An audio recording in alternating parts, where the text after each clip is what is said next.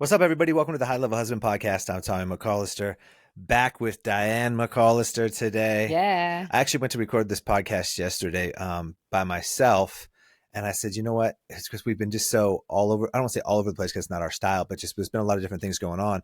I've just been ripping these podcasts out by myself, and I was like, I'll miss doing them with you, babe, and I know the audience misses you being on here, and so I held out so we could do this one together. Yeah, I feel like it's been a while. It has been a little while, but I'm excited. So there's been a lot of cool things, and it's kind of going to touch on a little bit of the topic today, which is stack wins. Guys, stack wins. I'm going to touch on what that actually means here in a second, but it will drastically not only just impact your life, but your marriage as well. And I feel like that's just where, that's just what our life just seems like right now, just stacking win after win after win. And it's just getting to like a really crazy spot where I'm just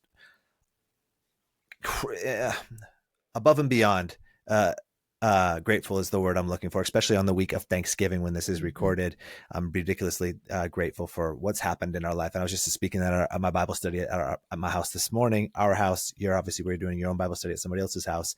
But I was just telling them, I'm like, it's crazy what can happen. Like God can do immeasurably more than you can ask or imagine. And that comes via stacking wins. And one of the things we were doing on Thursday at Thanksgiving was we went on the table. It was the four of us, our family, and then my parents came over. And there's always been like this weirdness with my parents in aspects. And I intentionally did this because I wanted to say some stuff to my dad, and then I also wanted just maybe him to be able to say some stuff, not to me, but just to the group, and get him to be vulnerable because he's not really vulnerable.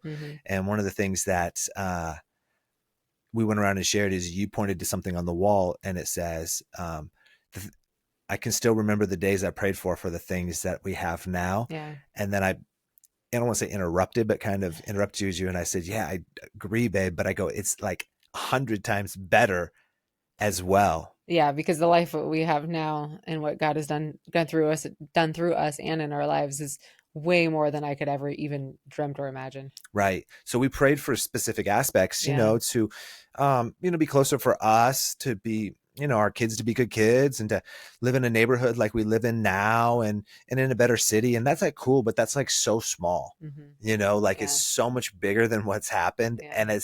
And it's what I was just telling you in the bathroom just a little bit ago when we were getting prepared for this, for the podcast. And so we've been able to encounter God at such deep levels that the simpler things of this world, like riding our bike or going on snowboarding or do these other or trips or even eating nice food and good, all of that just does not even feel all very good anymore because we've encountered God at such high levels that stuff just can't hold a candle to it anymore. Not that God doesn't want you to enjoy food or things like that, but he has to be number one in your life. And when you experience him at that level, you can really, truly be content in any circumstances. Yeah. And I was telling guys, that's what I was telling Diane was there's a guy in our Bible study who unfortunately, his wife passed away earlier this year. And so it's almost been a year. She died of cancer. They're 40 years old and on fire for God.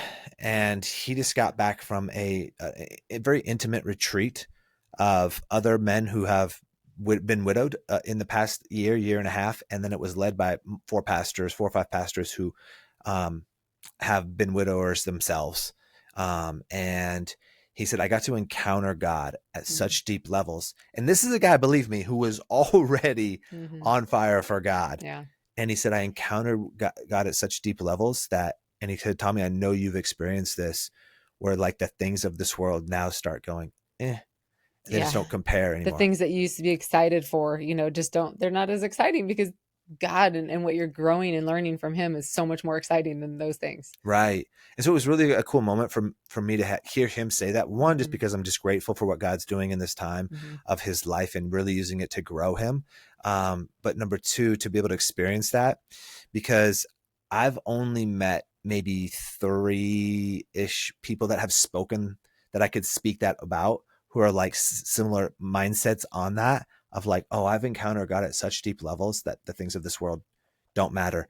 And it's very few people. So when he said that, I was like, and you get it. And then that's when I said, bro, this is why I go so hard on lukewarm churches. This is why I go so hard on our podcast. This is why I go so hard on the men in our program. This is why I go so hard on our social media, is because of that. Because once you experience him and you stop being eye to eye with your problems, get eye to eye with God, It's just like you're free Mhm. because you don't need the house. You don't need the car. You don't need to work 80 hours for all this money and all these other things.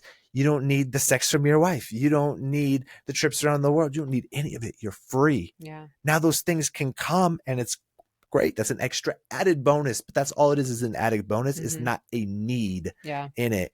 And I'll read a verse on that. All right, I found the verse. Here it is. It's Philippians 4:19.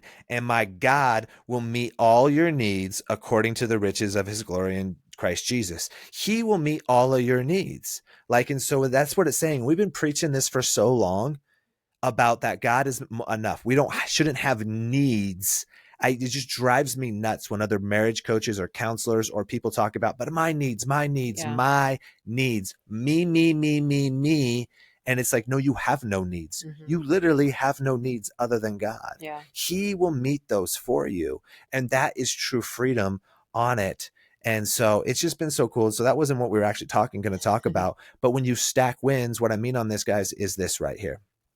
That it's like baseball players. If you were a baseball player and every time you got up to bat, you could hit a single, you'd be batting 1,000, right? But you may not be hitting a double, you may not hitting a triple, and you definitely wouldn't be hitting a home run. But you were hitting a single every single time. Those wins would stack up, and you would be on base. Now, maybe somebody behind you would hit you in, maybe they wouldn't, and maybe your singles don't turn into everything.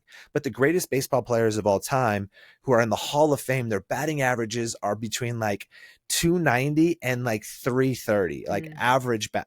So that means that at their best player of all time, one out of every three times he got to a bat, he got a base hit. Has still failed two out of those three times, Yeah. and the one out of three. But what if we were hitting singles every single time? But for most of us in life, we're not content with just singles. We're like, well, I Yeah. want the double, I want the triple, I want to get up there and I just want to hit home runs every single time. But it's like stack the wins. When Mhm. you stack the small wins, you'll start encountering God. When you stack the small wins, your marriage will get like ours and to be high levels. When you stack the small wins, your God will do immeasurably more than you can ever ask or imagine in your life. But we just see this in so many guys, babe, just because what we do for a living is they start getting wins in their life. Mhm. They start growing and they're like, all right, I'm going to make the move on my wife now. And I'm like, I'm going in to sleep with her tonight, or I'm going to do this big thing. And it's just like, dude, pump the brakes and Yeah. stack the wins. Yeah. Or they got the wins and they're Yeah. like, they're separated and they're starting to get wins over the course of 3 weeks, a month. And they're like, all right, I'm getting all these. He's like, I'm telling her she needs to move back in and all these other things. And it's like, bro, pump the brakes, Yeah. stack the wins, Yeah. focus on the wins, just win, win, win, win. And you're going to eventually have this pile of wins that is so high, then that will be the only thing that matters. But so many guys get a few wins and they're like, all right, I'm going bigger. So it's like if you're a single guy, you're getting singles, you're like, I need to switch up my swing now so I can start hitting doubles and triples. Well, then what's going to happen is you're going to start striking out. Because if you look at most of the best home run hitters, they didn't have great averages of today. There's guys like Barry Bonds that did, and some other people like that have really good averages with it, but they try to hit the ball too hard. And one last thing on this, and I'll toss the mic to you, is when I started playing golf, which I don't play anymore, we're thinking about getting back into it, but the very first time I went out with some people and they were like, dude, you're just a natural. It's because I didn't care. I had no Mhm. pressure Yeah. and I had no expectations and I was decently athletic. And so I just hit the ball smooth. I didn't try to crush the ball, have these 300-yard drives. I just hit the ball smooth and just because I wasn't there to like try to get under par or anything. And they're like, dude, you're playing amazing. Here was the issue.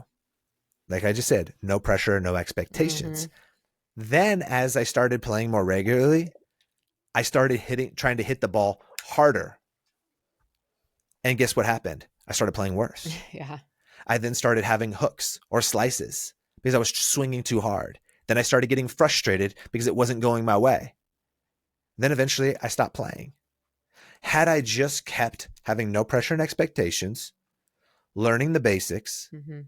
of how to hit the ball harder or straighter and got coaching, did all that stuff, I would have grown slowly. But I just was like, oh, I'm a natural, they're saying. So I've got a few wins here. I'm doing good. I'm going to try harder. Mhm. And then it all fell apart. Right. And that's so many guys in marriage and life. Yeah, that's exactly what I was going to say too. Is I feel like they get a couple wins and they think, oh, that it's time.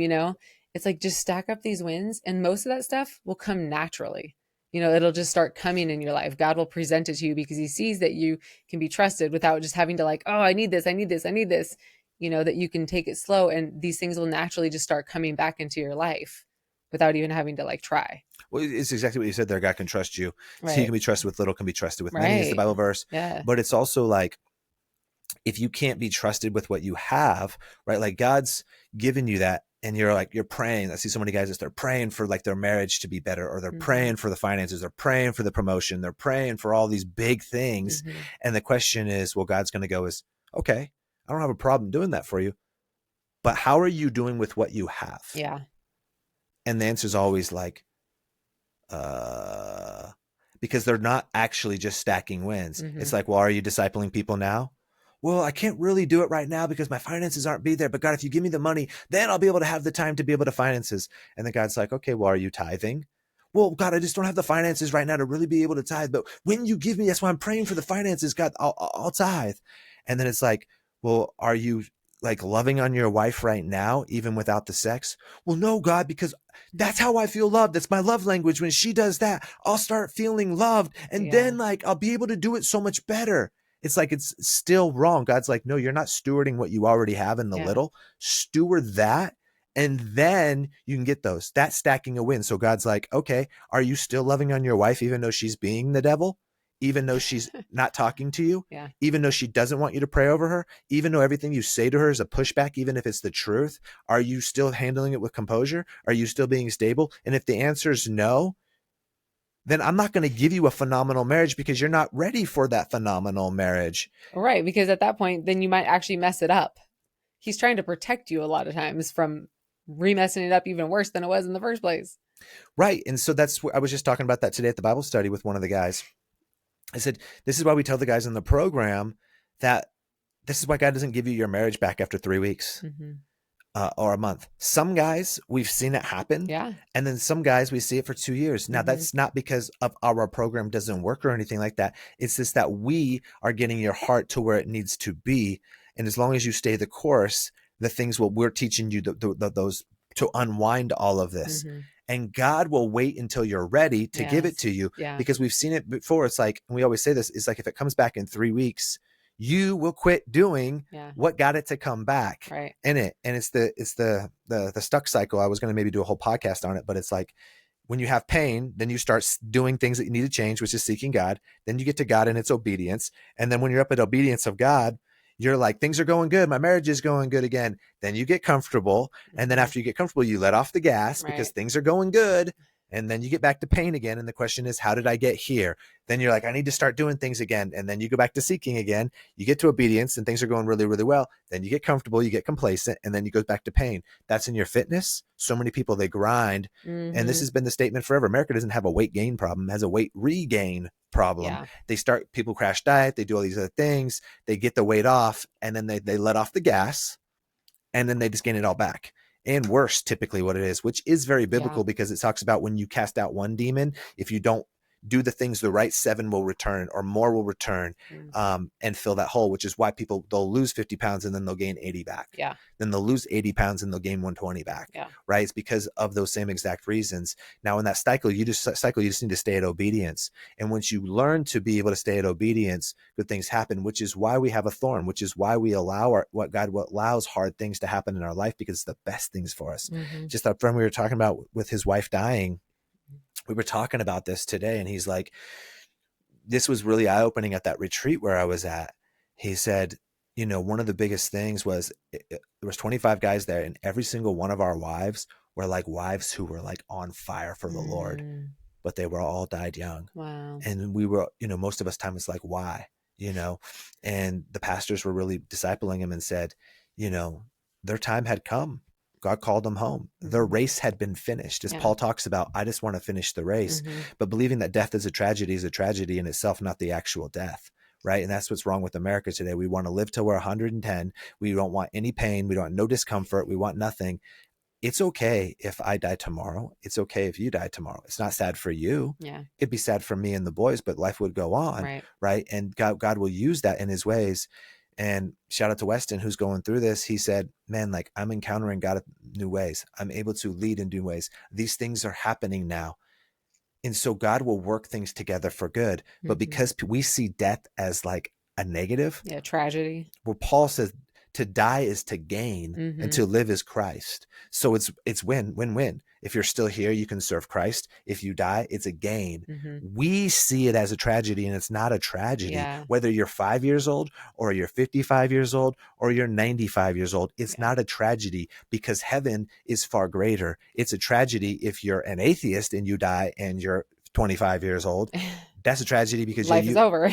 and you're going to hell. Right. Right. And so that, and I'm making this clear, guys, being a good person and not knowing Jesus does not get you to heaven. Right. That is not biblical, that you just being a good person gets you there. Do not fall into that trap of it. And so we can go down that rabbit hole. But so I just wanted to touch on this is guys, you need to keep stacking wins. And one of the things is I see with some of the guys in the program, they'll come in and they'll be stacking these wins, and you can still see they have a desperation. Mm-hmm. Well, my wife this, my wife this, my Yeah. wife this, my wife this, my wife. And it's just like, bro, Let it go. this is why it hasn't fully shifted yet, Mm-hmm. is because you haven't, your wife is still an idol. Yeah. It's still a need. And because of that, God won't allow you fully to have it back yet Mm-hmm. because he needs you to die to yourself. Right.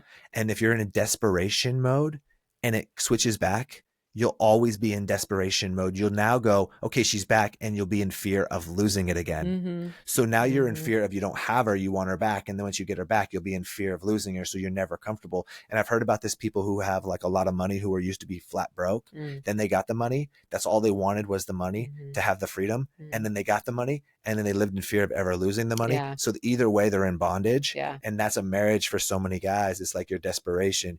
You have to be able to be in a spot where you're unattached to everything, unattached to your wife, unattached to your house, unattached to your career, unattached to your car, Yeah. unattached to your sports team, unattached to anything.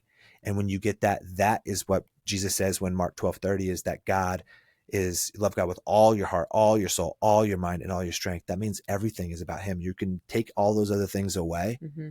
because God is enough. Yeah. And I feel like when you're in that spot, you almost enjoy the things that you have while you have them so much more because they're not a need to you. So like our house, let's just say, if we would like, if we needed this house, like it was an idol to us, we just had to have it.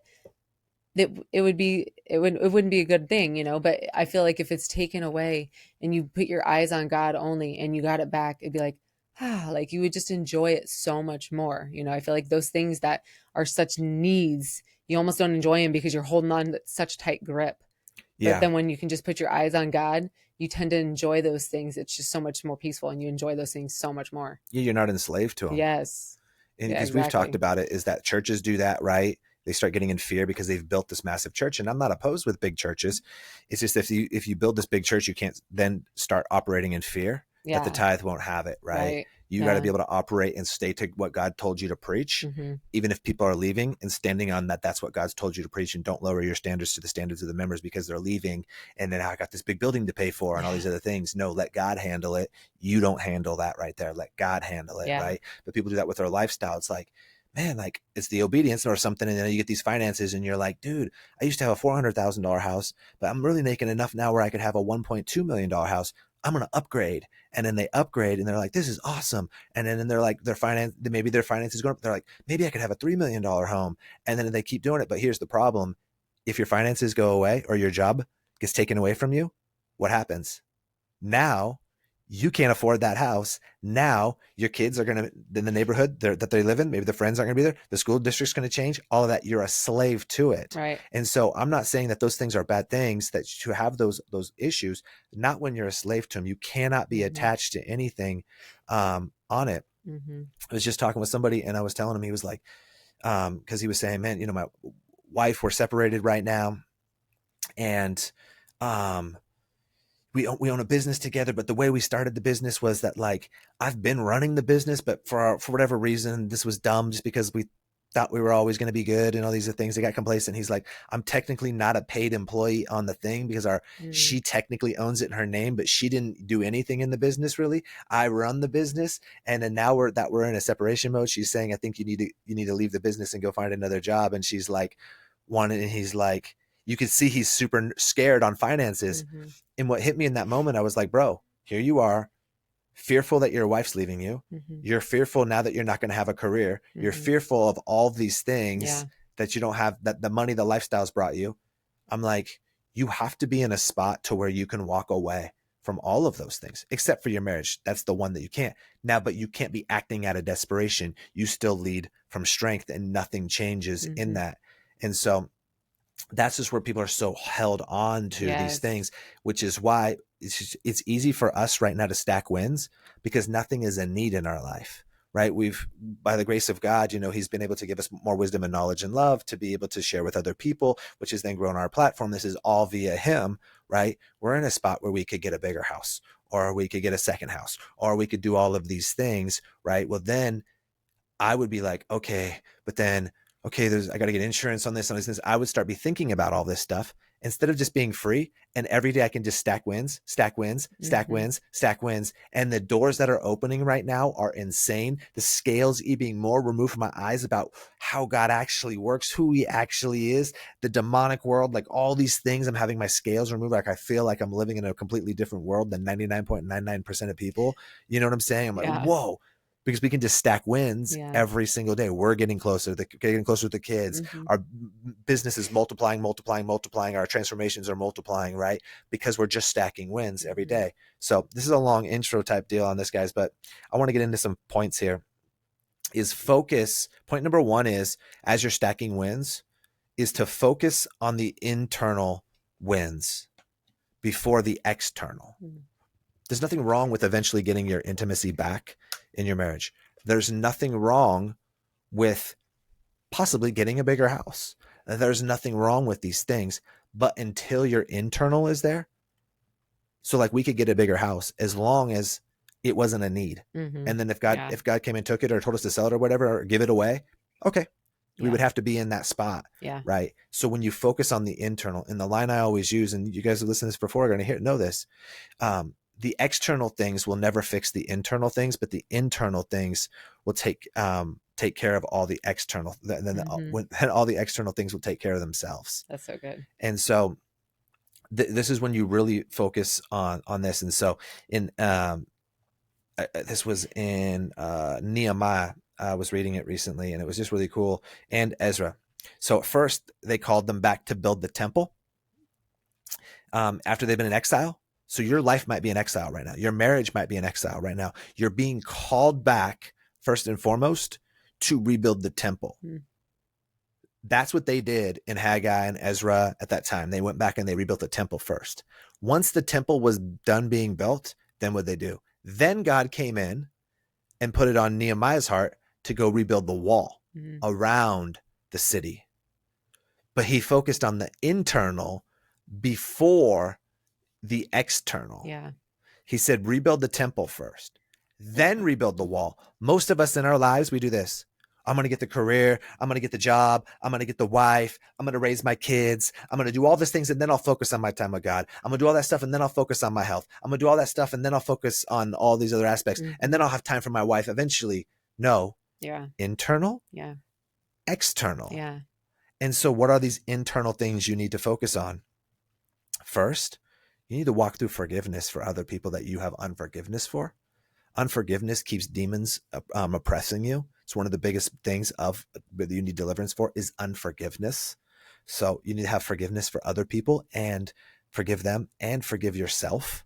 You need to kill off all your sin that's in your life, the drinking, the masturbation, the porn, whatever it may be, excessive eating, overworking, anything like that. You need to kill it all off. Next, you need to work on growing your mindset, right? You need to be growing in the word daily. I was talking to somebody and they were saying this, man, I was in church every week and I was grinding at work, and my wife was just on fire for the Lord. She was going to Bible study, and she was at church, and she was doing these things. And I'd go to church just to be there because that's what our family does. But I've never read the Bible outside of that unless I needed a verse for somewhere. I think maybe I'd pull it out every couple of months and read it. And I was like, here's the issue, bro. You are what's wrong with this country. Mm-hmm. And that was me. Yeah. Because you are the typical Christian. You go to church. You don't read the Bible. You go because your wife goes. You do this because it's probably a good anxiety to set an example for your family. Mm-hmm. Maybe you're raised in church, and so this is just what your lifestyle's been. You don't have a relationship with God. Right. You don't pray with him. You don't even read the Bible. If you don't read the Bible, you don't have a relationship with God. Right. How do you know his character? How do you know what he wants? He's going to speak to you more than ever through the word. He's going to disciple you for more than ever through here. Absolutely. And so, typical man, overworking, thinking he's doing a great job because he's making a killing.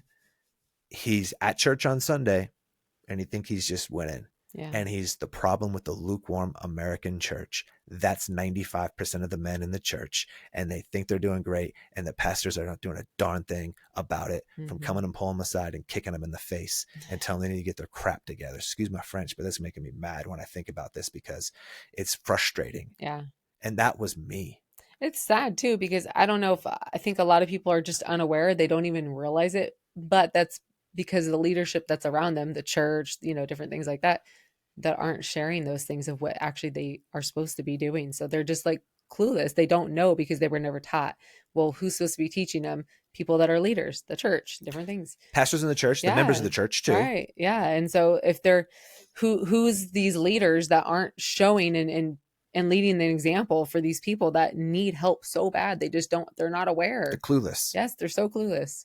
They're clueless to it, as we all were. Yeah, absolutely. Yeah. And so I'm touching on that because it's like growing our mindset, yes, right? Yes. It's like, well, get in the word before you're getting to work at your job and all these other things. And that you got to grow here before there.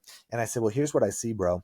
And he said, yeah, well, now what's crazy is now that we're going through the separation, my wife has, like, I don't want to say fallen away from the Lord where she doesn't believe, but she no longer goes to church because she's worried about being judged there because we're going through a relationship breakup, which is a lie. And if somebody does judge you, that's on them. You're there to serve. They're the one judging, praise the Lord, be. Right? That's going to be anywhere. And he's like, and so she's not in the Bible study anymore. She's fallen away. And I go, dude, you know what God's doing in your life? He's reordering your life. She was being the spiritual leader. You were falling in place, thinking you're a man because you make money and providing that, which doesn't make you a man. It's a very small percentage of it. And you're doing that. And so what God did, he had to pull her out of the way. And the only way to pull her out of the way was have her faith get to a weird spot. So then your marriage gets broken because you're not leading your family. It's now allowing you to slide back up. It's like a slide puzzle. Those slide puzzles that are really hard. Yeah. He's pulling her out of the way so you can move pieces, so he can slide you up in that spot because now you're seeking the Lord with all your heart.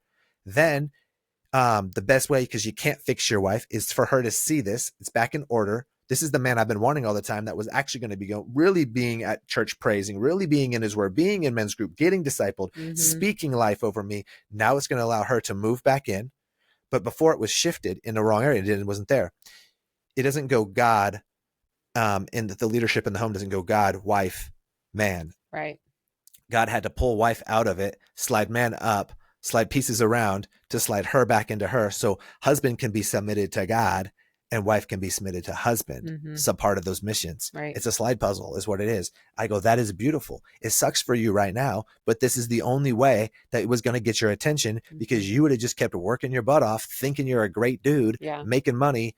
And this is what, and you're a great man. No, not at all. Right. So I know we're kind of going a little bit long on this, but that's the internal wins right there. And then being able to have emotional composure and leading yourself fully disciplined in all your habits, physically, in your body, in your diet, in your working out, right? You need to be in the word every day. You need to be fasting. You need to be tithing. You need to be Sabbathing. You need to be having a men's group. You need to be on point with all of these things that you're controlling internally, your forgiveness and your sins. Then stack those wins. Let them build, build, build, build, build, build. Have you been in the Yes. word every day for a year? Have you done a Sabbath every day for 52 weeks? I mean, every Sunday for 52 weeks, or what day you choose to do Sabbath on? Have you tithed 10% or more of your finances this whole year, no matter what your finances look like? Have you been at men's group every single week? Have you been at church every single week?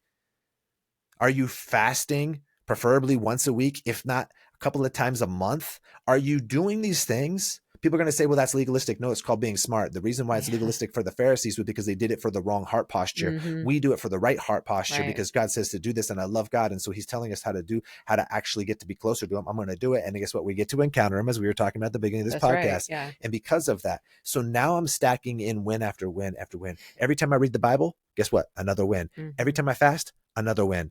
Every time I go to a men's group, another win. Every time I do something for you and serve you, another win. Every single time, and I know this doesn't happen to us because we don't argue, but let's just say you snapped at me and I stayed composed, guess what? Another win. Yeah. I had an opportunity last week where something happened with my dad where I would in the past would have got offense. Well, what I did, I stayed composed. That's right. You know what I'm You saying? So did. in the past, I wouldn't have. Mm-hmm. Another win stack. And it discipled my dad in those moments because a breakthrough moment happened. But in the past, I would have used, instead of that breakthrough moment, I would have used my spirit of offense to throw it in his face. Yeah. Against him. Yeah. But instead, he was broke down in tears, Mm-hmm. sharing something because instead of me throwing it in his face, I just loved on him and just asked him asked a positive question, all Mm-hmm. these other things. Yeah. And next thing you know, he's in tears. But had I thrown it in his face, that wouldn't have been a win. Right. I just kept stacking win, win, win, win. Mm-hmm. Even if you think nobody's noticing, you stack wins and eventually everybody will notice. But guess what? Who cares? God notices those wins.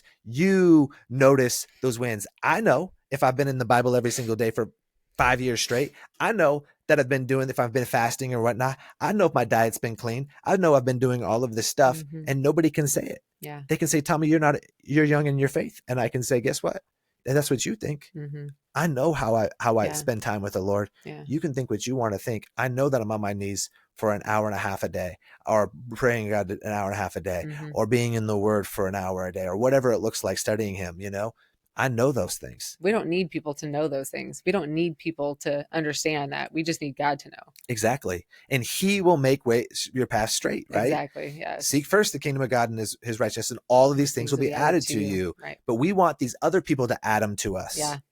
Right. And it's like, no, you just do this, and that's how you take care of it. Yeah.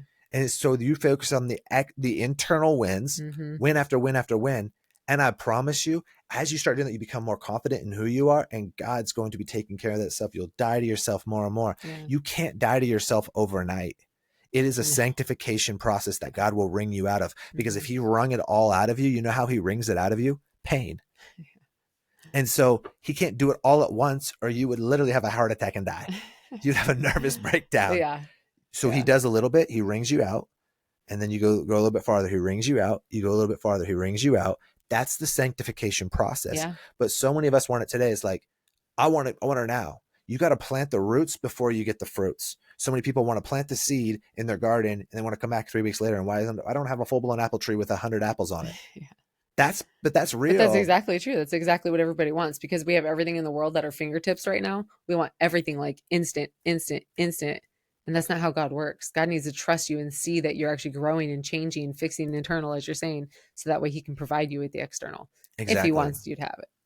And it's cool. You get to see how you would have handled a situation prior, right? Yeah. But a situation, because we go so hard. Mm-hmm. And this is our calling from God. Believe it on that we get pushback. Mm-hmm. And there was somebody recently in our local city at our church who's a pastor on staff who gave us pushback. Mm-hmm. And I 2 years ago had a little bit of a run-in with this guy, and I was at a lower spot in my faith at that time, because that was 2 years ago.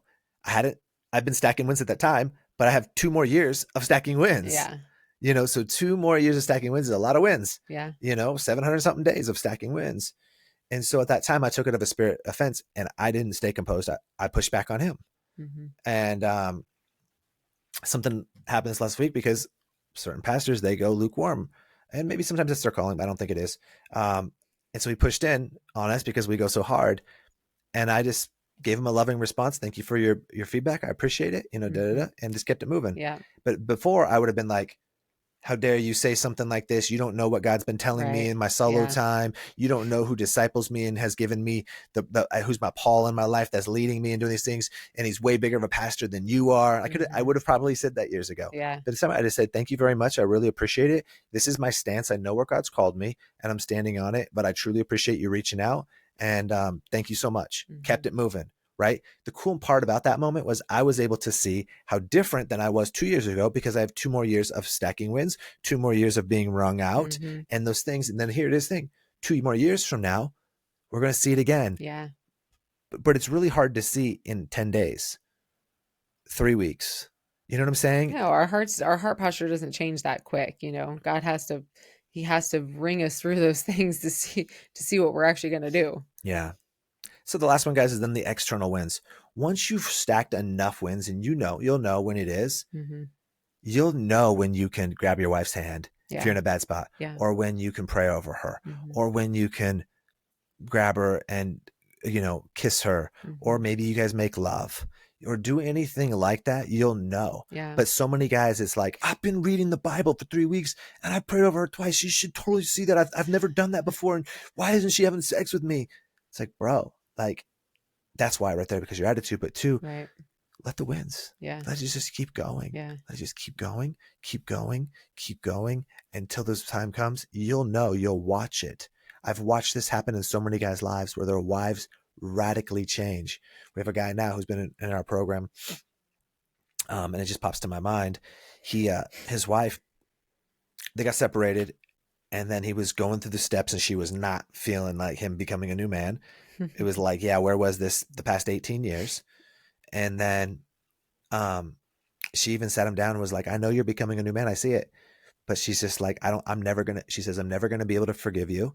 And he didn't do anything crazy. He was just an overworked passive leader, um, and just provided money, just didn't provided no emotional or spiritual support. And they went to church together. Hmm. And she's like, I'll just never be able to forgive you for those years of not leading me in those ways and just being there, not there for me. And, and so I think we need to start talking about like divorce. And I said, bro, I said, nothing changes. Keep stacking wins. Hmm. Just keep stacking wins. Yeah. Nothing will change. A month goes by. All of a sudden, his wife's texts are different. Hmm. Her interactions are different. Hmm. When they're around each other, Hmm. she's coming by his side and sitting there talking, whereas before she didn't want to be by him. Hmm. All these things are happening. Give another month. Even more and more asking. She's asking him to spend the holidays. She's saying you can stay at the house. Like all these things are happening. She's opening up to him. Like all these things are happening. And what I say, bro, I said, yeah, I told you just to stack wins. Yeah. Stack wins, bro. I think what a lot of guys don't understand too is that not only do they need to stack the wins and their heart posture is changing and they're starting to see it with them, but they finally got to a spot that's good, but their wife still is farther behind. They still have to allow Mm. them the time for their heart posture to change back to heal from the things that they've all gone through. And so it's like, oh, I'm doing this. I'm good now. But it's like, wait, you got to wait for the other half to kind of catch up with you now that you've healed maybe from all these things and you've changed and you've grown and you've become the person that God's calling you to. But they're just starting to see it in you. So now they can finally just start doing that. Exactly. And That's so they're great. farther behind. So they have to wait. It's like you have to wait for that other person to kind of get where same level that you are a little bit more now.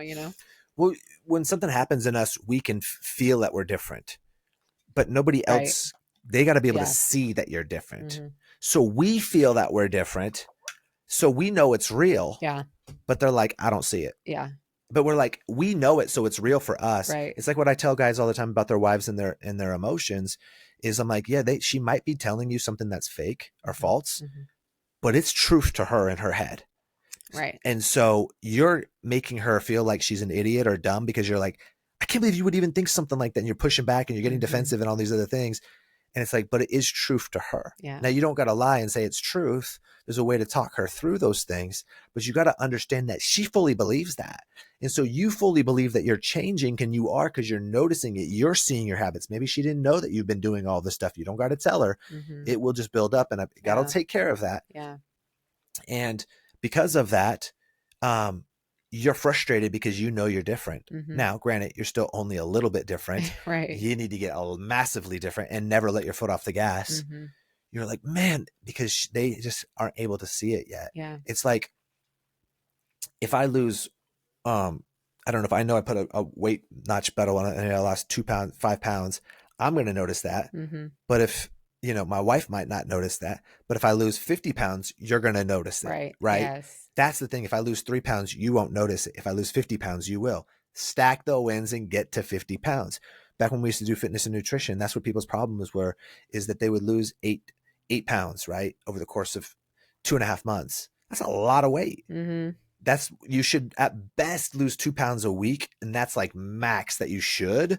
Um, for health reasons. At the beginning, you might lose a little bit more because of water weight, because you've been eating so many carbs and sugar and stuff. Mm-hmm. But other than that, they get frustrated because they're not seeing the scale just being like 2 pounds, Yeah. 4 pounds, 8 pounds, Jumping da da da. down. But I'm like, but did it go down at all? Well, yeah, but not like what I like. Okay, stack the wins, and that's why Mm-hmm. they fail. Yeah. Did they get frustrated? Yeah. Stack the wins. Just keep going, keep going, keep going in it, and eventually it will switch. I've yet to not see it happen in anybody's lives if they Absolutely. could just actually do those things and Mm-hmm. stay the course. Yeah. You don't know when the breakthrough's coming. Keep going. Mm-hmm. Our big breakthrough where like things didn't happen for us in like business and things to like where it really blew up, 4.5 years of posting 2 reels every day, of coaching people, of investing an insane amount of money, 4.5 years. And God was just saying, will you be faithful Mm-hmm. with what I told you? Yeah. 4.5 years. Yeah. We didn't go get other jobs. We didn't do anything. We got counseled by like friends and all like, dude, maybe you just need to go get another job. And then like, and I said, no, I said, You God just told me to kept do this. We going. will keep going. Yeah. God told me to do this. I'm going to do this. Mm-hmm. And then that's when God finally knew that we were like fully going to do it. Yeah. He's like, all right, you're ready. Yeah. I can trust you now. And then when he finally gave it to us, it wasn't a need. Mm-hmm. Yeah. It wasn't a need at all. Mm-hmm. And it's just a really cool spot. So guys, then you can focus on those external wins afterwards. But so many times it's like, guys, you start building these wins and then you're like, I'm going to quit my career. I'm going to start this business. I'm going to do all these other things. And I'm not saying God's not calling you to do those things. Get these things in your life first, right? Your sins, your forgiveness, your growth, your wisdom, your knowledge, all of that. Get that growing Mm-hmm. and then go focus on those external things. But just because your business made, that's why a lot of businesses fail. They scale too fast. Your business makes a lot of money that first month and then you go get a bigger business, or you start upping your lifestyle to what you Mm-hmm. made for a month or two. And it's like, you have a month or two Right. of proof. Yeah. Even if you had a year, that's not much proof. Do that sustainably on a graph chart to prove that's why you can do these things now. You can't grow too fast. Mm-hmm. And that's the same thing in our faith is, yes, more obedience will grow us faster. More surrender will grow us faster. Cutting things out will grow us faster. But you can't just barely do these things for a little bit and expecting massive things. It is such a process That's right. on it all. So, guys, I mean, we kind of were a little bit touched on multiple different things today and went a little all over the place, but just focus on the internal before you focus on the external. Yeah. And just see the little things as massive. Mm-hmm. And you'll know you're ready when you don't care anymore. No pressure, no expectations. Like I talked about the golf, you'll play better. Same thing in marriage, you'll play better. I have no pressure or expectations on you. You have none on me. And because of that, it is what it is. And we Yeah. just show up as the best versions of ourselves. And it just plays out as it should. Yeah. The external takes care of themselves usually. Yep. So, all right, guys. Well, we love you. If this podcast impacted you, share it with somebody. If you felt like it was good, rate it 5 stars, give us a follow. And if you want coaching to get in there and get this radical transformation, click the link below. So, guys, love y'all.